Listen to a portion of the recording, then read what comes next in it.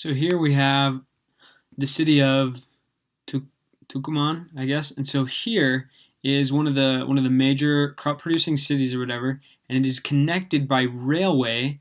You can't see it here. This doesn't show a good representation of all the railways, but there's a series of railways throughout here, throughout Argentina, that come here to the ocean.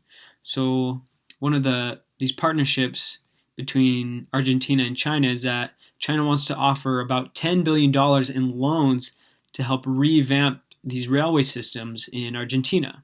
And so you have to think about it, and it's like, well, why the heck would China do that? Why does China even care about Argentina? But when you look at it, and when you learn more, it's that China has a dependence on importing food to feed the population. Here, it explains it better.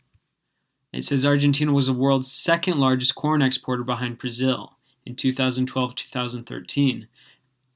And it says China is the largest buyer of Argentine soybeans and imported more than 5 billion of agricultural goods from South American country last year.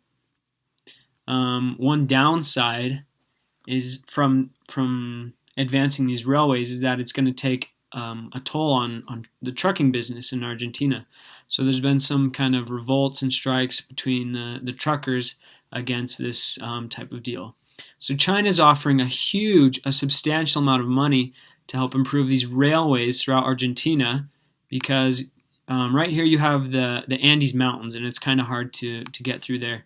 So they're going to revamp these railways throughout Argentina to the coast, because that, therefore, in turn, will decrease the amount of money that you have to ship. If you're shipping via a semi-truck or a train, it's much cheaper to do it by train. So China's interested in this because in turn it should help them increase more food from Argentina, as well as drive down the costs of food in the future.